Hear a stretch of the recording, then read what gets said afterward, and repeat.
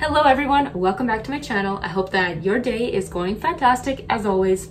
In today's video, I want to mainly talk to the girls. I want to give you guys some tips on how to improve communication in your relationship, make your man, actually take in whatever you're saying, and try to really become comfortable with expressing your emotions in a productive way to build a better and closer emotional connection with your guy.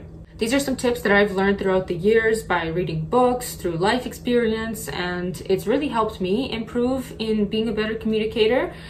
So I want to share these with you so that you can also communicate effectively and productively in your relationship. The first thing is to not assume negative intent.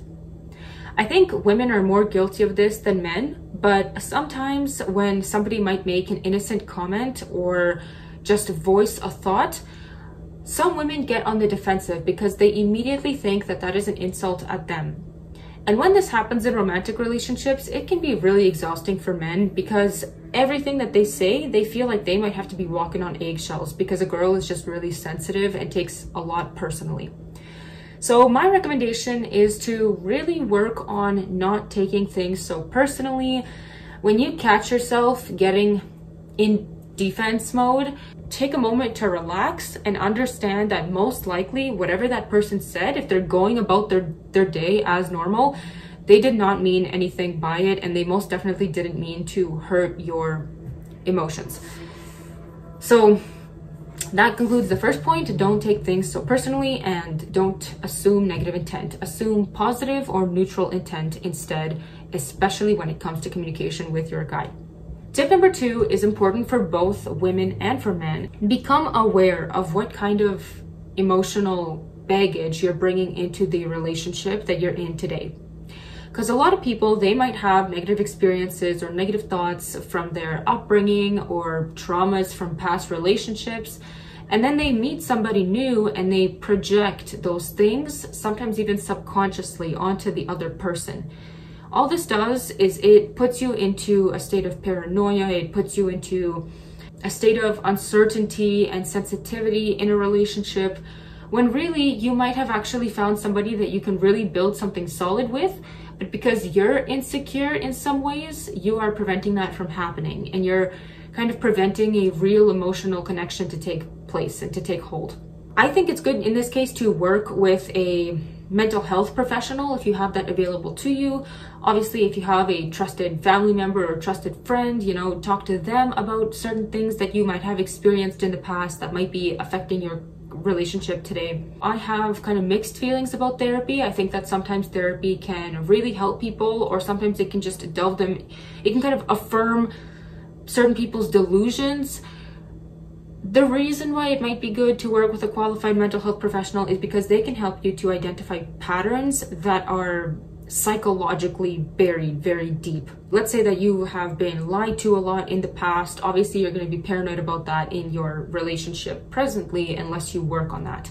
Or if you have a fear of, for instance, being cheated on, you might be subconsciously doing things to try to control a certain situation when really your partner doesn't even have thoughts about cheating on you, and they would never do that, The other thing that I wanted to add to this point is I think it's also really beneficial to express those kinds of concerns or traumas or emotional sensitivities to your partner.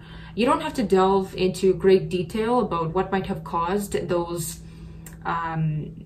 points of sensitivity, but I think it's good for your partner to be aware that there are certain things that really might catch you off guard, or that really might trigger certain emotions in you, So that's also part of great communication, is being able to feel safe with your partner and to tell them, listen, this has been a thing that I've experienced in the past, hence I might need extra reassurance when it comes to trust, for example.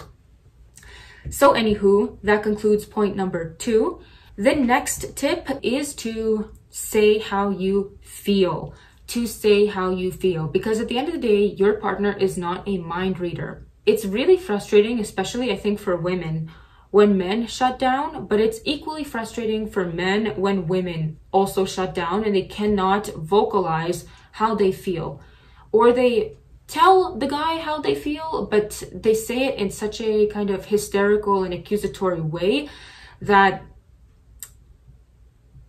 it doesn't go anywhere. It's not productive. Ladies, I think that it is a skill to be able to just calmly express, this bothered me, please don't do it again, you know, or to just calmly approach your man and say, hey babe, can we talk? I want to tell you about something that bothered me today. I hope that this won't happen again because it makes me really uncomfortable. Once you've expressed that to your man, just see how he responds, see if the situation improves.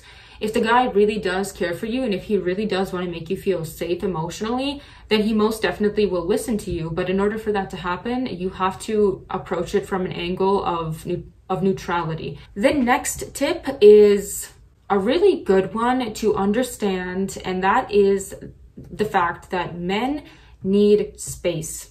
Men need some space to decompress at the end of a long day, and they need some space to, I guess, get a chance to miss you. When there is too much of you, when you are very insistent on constantly communicating with a guy, or for lack of a better word, kind of being clingy, you know, that becomes very old quite quickly. And that's why it's so important to have your own hobbies and to have things that you keep yourself occupied with, so that the guy can have his time to decompress and you can have your time to enjoy your space and your presence as well. Another thing to add to that is that girls have a tendency to be very eager, and we have kind of a reputation for being impatient.